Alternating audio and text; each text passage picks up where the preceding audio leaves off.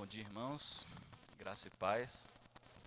É sempre um privilégio, né, a gente poder estar na igreja, né, domingo de manhã, poder compartilhar da palavra, né, ter um devocional, ouvir a voz de Deus. E é um privilégio que Deus nos dá, né, de estar cada domingo aqui, de trazer nossos filhos. É um privilégio de Deus, né? É muito bom estar domingo na casa do Senhor. Nós vamos continuar o nosso devocional das manhãs de domingo em Provérbios. Na semana passada nós já ouvimos sobre os primeiros versículos, né, do capítulo 30. Então os irmãos podem abrir em Provérbios 30, versículos de 10 a 14.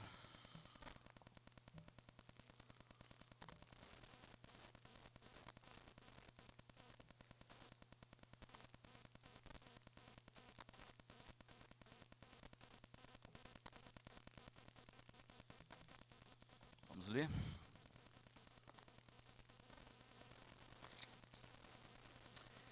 Não calunies o servo diante de seu senhor, para que aquele te não amaldiçoe e fique culpado.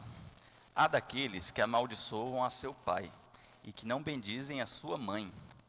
Há daqueles que são puros aos próprios olhos e que jamais foram lavados da sua imundícia. Há daqueles quão altivos são os seus olhos e levantadas as suas pálpebras. Há daqueles cujos dentes são espadas e cujos queixais são facas, para consumirem na terra os aflitos e os necessitados entre os homens. Meus irmãos, esse capítulo de Provérbios, logo no começo ele fala, né, que quem escreveu foi um sábio, né, conforme o Tiago falou semana passada, que poderia até ser o assessor ali de Salomão, né, mas a gente não tem certeza, mas chamado Agur, né? Ele é quem escreve esse provérbio. E nós podemos ver nessa reflexão de hoje, nesses 5 versículos, alguns tipos de homens, alguns tipos de pessoas que nós devemos evitar ser, né? Que nós devemos fugir, que nós devemos procurar ser ao contrário, né? Aqui ele vai falando de algumas coisas que não agradam a Deus, que não agradam à vontade de Deus para nós. Então, ele começa falando ali no versículo 10 sobre uma pessoa que fala mal de outra para o patrão dela, né? Para o servo dela. E nós podemos entender isso, que nós devemos ter cuidado o quê? Muitas vezes com a nossa língua, né? Às vezes no trabalho, às vezes ali no nosso meio, às vezes mesmo dentro da igreja. Nós não temos muito cuidado com a nossa língua. Às vezes a gente está irritado com a pessoa e logo o que a gente faz, né? Usa a nossa língua para falar mal daquele irmão, para falar mal daquele colega de trabalho. E nós devemos nos atentar a isso, né? O versículo fala sobre uma pessoa que foi falar mal de outra para o patrão. Note que nós não estamos aqui falando exatamente de uma coisa justa. Não é que ela foi falar mal de um crime que o outro estava cometendo, né? Mas provavelmente algo que ela não tinha certeza, que era com uma intenção impura, uma intenção de atrapalhar a vida da outra pessoa. Então nós devemos tomar cuidado com isso. Deus não se agrada, né, de uma pessoa que usa as suas palavras para fazer mal a outra. E aí o versículo ainda nos alerta, né, que isso pode se voltar contra nós, porque quando nós somos injustos, quando nós falamos com as pessoas, das pessoas, de forma injusta, isso pode se voltar contra nós. Seja porque é uma mentira, seja porque você não tem certeza. Em Tiago 3, versículos 8, 9 e 10, fala assim: mas nenhum homem pode domar a língua. É um mal que não se pode refrear, está cheia de peçonha mortal. Com ela bendizemos a Deus e Pai, e com ela maldizemos os homens, feitos à semelhança de Deus. De uma mesma boca procedem bênção e maldição. Meus irmãos, não convém que isso se faça assim. Veja bem, nós devemos usar a nossa boca para bênção, né? Para bendizer ao Senhor. E tomar cuidado que usemos a nossa língua para maldizer, né? Para maldizer as pessoas. Então é isso que esse versículo vem falando. Aí nós seguimos aí, e no versículo 11, o sábio aqui vem falar sobre aquele tipo de pessoa que a gente já falou muito aqui, que desonra pai e mãe, né? Não sejamos também esse tipo de pessoa que desonra pai e mãe. É uma coisa tão boa, né? Quando a gente vê um filho obediente, o pai fica tão feliz, né? Quando consegue falar do filho e falar com alegria. Quantas vezes a gente já viu um pai contar, né? Do que o filho fez ou conseguiu, ou como ele é, com alegria. Do contrário, é tão triste também quando o pai só tem coisas ruins para falar do filho, né? Quando o filho é desobediente, quando o filho trata os pais mal, né? Quantos filhos nós sabemos que são ignorantes com os pais, que tratam os pais mal, que não têm paciência, né? Então, a gente tem muitas vezes que nos inspirar na relação de nós com Deus, né? Deus quer filhos, assim como a gente tem que respeitar nossos pais, a gente tem que obedecer a Deus. E Deus quer filhos que o obedeçam. E os nossos pais também querem filhos que os obedeçam, né? Então, obedecer, cuidar, né? Honrar tratando bem, mesmo que muitas vezes sejam pais que não têm o temor do Senhor, né? Mas dentro do possível, quando a gente não vai contra a palavra, nós temos que tentar honrar nossos pais, mesmo que a relação muitas vezes não seja boa. Mas é uma obrigação dos filhos, quando o pai chega na velhice, cuidar dos pais, né? Em Efésios 6, versículo de 1 a 3, fala assim: Filhos, obedecei a vossos pais no Senhor, pois isso é justo. Olha que coisa boa, pois isso é justo. Aos olhos de Deus, isso é justo, isso é bom. Independente se o pai erra, independente se o pai ou a mãe, né, não foi tão bom com você. Mas isso é justo aos olhos do Senhor e nós devemos procurar isso.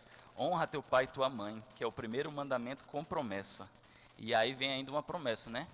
Não bastasse ser tão bom você agradar seu pai, você ser obediente, Deus ainda nos faz essa promessa.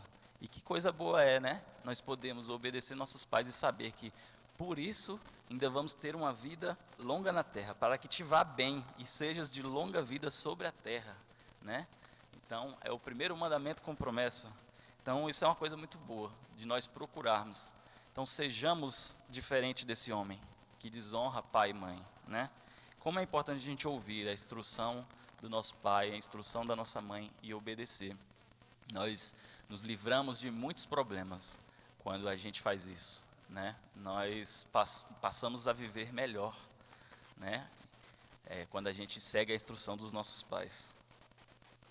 Seguindo aí no versículo 12, o sábio lá vem falar de mais um tipo de homem que não agrada o coração de Deus. Eu vou ler o versículo de novo, que fala assim: Há daqueles que são puros aos próprios olhos e que jamais foram lavados da sua imundícia. Então quer dizer, aos seus olhos, aos olhos da própria pessoa, quando ela se avalia, ela se acha muito boa, né? Ela se acha muito capaz, ela se acha ótima em tudo, né? Mas na verdade, nas atitudes, é pura hipocrisia. Não é assim. Quem convive com ela dentro de casa sabe que ela não é assim. Na hora do aperto, na hora da dificuldade, ela se mostra. Então, o versículo aqui fala das pessoas que muitas vezes são hipócritas, né? Então, devemos fugir desse tipo, de ser esse tipo de homem e de pessoa. Sejamos verdadeiros. Você conhece aquelas pessoas que apontam o dedo para tudo, porque ela é muito boa? E aí ela aponta o dedo, ali está errado, aqui está errado, né? Ou seja, quando você aponta o dedo para tudo, como se tudo estivesse errado, considera-se que você faz tudo certo, né? E isso é uma arrogância, né? É uma arrogância muito grande.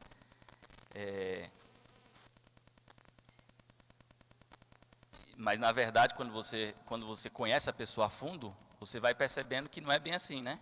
Então a pessoa ela não se enxerga e ela não enxerga as coisas que ela faz, né?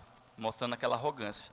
No livro de Mateus, capítulo 23, de 25 a 26, fala assim: ai de vós, escribas, é Jesus, né, criticando os escribas e fariseus. Ai de vós, escribas e fariseus hipócritas, porque limpais o exterior do copo e do prato, mas estes por dentro estão cheios de rapina e de intemperança. Fariseu cego, limpa primeiro o interior do copo, para que também o seu exterior se torne limpo. Então, antes da gente acusar o outro, né, com uma certa arrogância, achando que sabe demais, que pode tudo, que a gente primeiro se avalie, né? Aquela pessoa que tudo tem certeza, sabe? Que fala tudo com muita certeza, é assim, é essa. E quantas vezes aí a gente vê que lá na frente, não era. Ela tinha tanta certeza, ela era tão cheia de si, mas não era.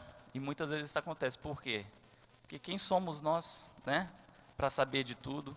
Então tenhamos humildade e sejamos verdadeiros, né? Com a nossa vida. Devemos primeiro então nos avaliar os pecados que nós temos antes de apontar o dedo, né? Antes de mostrar o pecado dos outros. Em Mateus 7,5 também fala: hipócrita, tira primeiro a trave do teu olho, e então verás claramente para tirar o argueiro do olho do teu irmão. Então, quer dizer, para a gente enxergar claramente, primeiro nós precisamos consertar a nossa vida, né? Primeiro nós precisamos nos avaliar. E aí segue no versículo 13, falando daquelas pessoas que são arrogantes, né? Até passou aqui pelo hipócrita também, né? Mas aqui ele fala do arrogante. E aí o que ele fala do arrogante? No versículo 13, aqui é que quão altivos são seus olhos e levantadas suas pálpebras.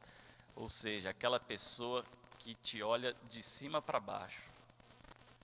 Quantos nós conhecemos também? Que olham para as pessoas de cima para baixo. Por diversos motivos, né? Talvez por um título, né, da universidade tal, talvez pelo dinheiro que você conseguiu, talvez pelo conhecimento que você tem em alguma coisa, não sei, muitos motivos, né? Mas a pessoa te olha como se você fosse inferior a ela, ou como se outros fossem inferior a ela, né? Então tem a arrogância no olhar ao se comparar às pessoas. Ela se acha melhor pelo que ela conquistou muitas vezes, né? A arrogância também ao decidir as coisas. Você se reúne para decidir com a pessoa, ela quer daquele jeito porque ela acha que aquilo é o melhor e ponto, né? Ela não sabe ouvir o outro, ela não sabe opinar sobre os assuntos, né? Ela sabe opinar só do jeito dela, porque ela quer aquela coisa do jeito dela. Então isso mostra arrogância, né? Quantas vezes nós mesmos falamos com essa empáfia, com essa certeza, com esse absolutismo, né? É assim. E nós mesmos vimos que nós estávamos errados, né? Então isso é para a gente aprender que tenhamos cuidado, né? Com essa altivez, né? No coração, né? Em Provérbios 16:5 fala: todo aquele que é soberbo de coração é abominável a Jeová, certamente não ficará impune. Então, não agrada o coração de Deus essa arrogância. Tiago 4, 14 a 16. Vocês nem sabem o que lhes acontecerá amanhã. Qual é a sua vida? Vocês são como a neblina que aparece por um pouco de tempo e depois se dissipa. Ao invés disso, deveriam dizer: se o Senhor quiser, viveremos e faremos isto ou aquilo. Agora, porém, vocês se vangloriam das suas pretensões. Toda vanglória como essa é maligna. Então, olha essa parte. Se o Senhor quiser, viveremos ou faremos isso ou aquilo. Isso mostra humildade. Sabemos que quem controla a nossa vida, quem sabe de tudo, né, não somos nós. Muitas vezes nós planejamos uma coisa, achamos que estamos fazendo certo, achamos que sabemos o que é o certo. Mas a resposta de fato certa vem de Deus, né? Ele é quem criou tudo, ele é que sabe como as coisas funcionam e como as coisas têm que ser, né? Então tenhamos um pouco de humildade. E no final das contas, todos viemos do mesmo lugar e todos voltaremos ao mesmo lugar, né? Como é que nós nos consideramos muitas vezes superiores a alguém. Todos viemos do pó e todos voltaremos ao pó, né?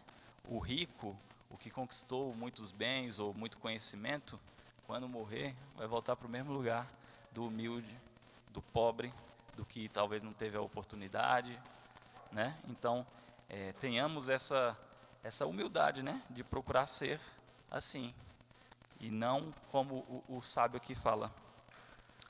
Por último aqui, nós temos no versículo 14, mais um tipo de homem que não devemos ser, que seria o que muitas vezes se aproveita dos pobres, dos mais vulneráveis, né?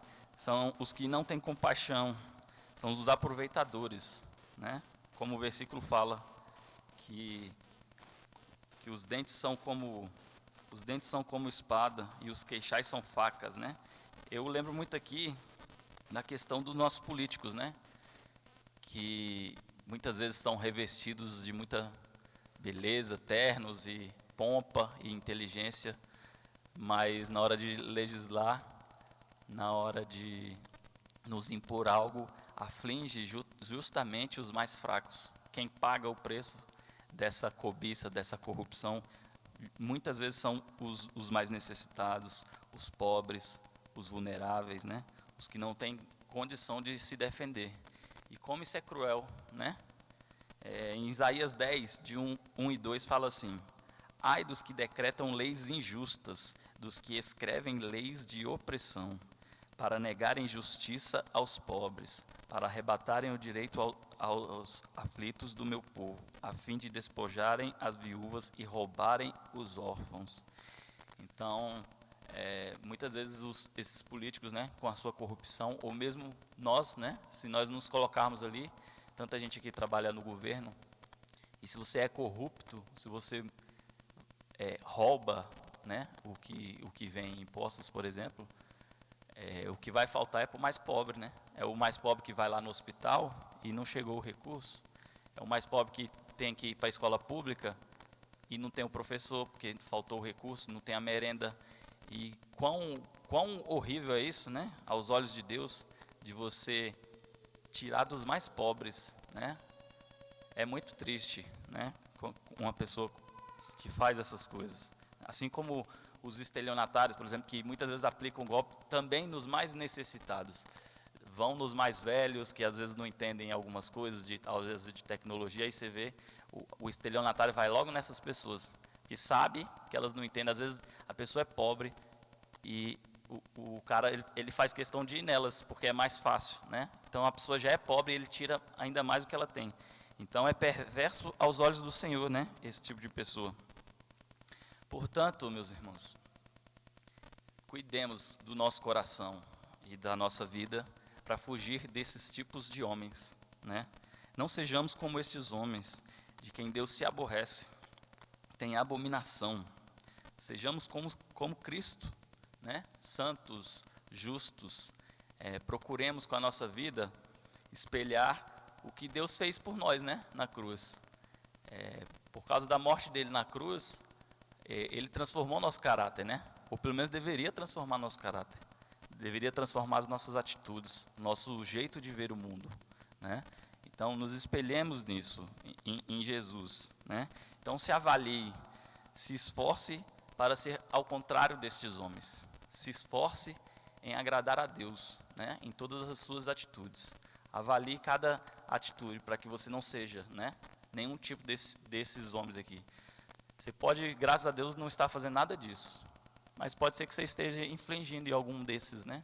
Então, o que a gente tira dessa reflexão hoje, né? Pelo menos nesses versículos de Provérbios, é isso, que não sejamos como estes homens. Eu quero orar para a gente encerrar. Senhor Deus e Pai, te louvamos por esta manhã, te louvamos pelo privilégio de ler a Tua Palavra, tantos lugares que não podem fazer isso, Senhor, tantos lugares que não podem ouvir um provérbio, ouvir o que o Senhor tem para nós, ouvir qual é a Tua vontade para nós. Te louvamos porque temos essa liberdade, e que o Senhor possa falar aos nossos corações, que o Senhor possa usar cada palavra Tua para que a nossa vida seja mudada, para que nós possamos ser exemplos nessa sociedade, Senhor, para que nós possamos fazer diferença, que não caiamos na mesma vala, meu Pai, deste mundo, mas que as pessoas possam ver em nós uma atitude diferente, pessoas que não se corrompem, pessoas que não se aproveitam dos mais fracos, pessoas que não são arrogantes, que tratam as pessoas bem, que conseguem ouvir, e pessoas que amam o próximo, Senhor. Que o Senhor possa nos abençoar nessa manhã e na escola dominical. Em nome de Jesus, Senhor, te louvamos. Amém.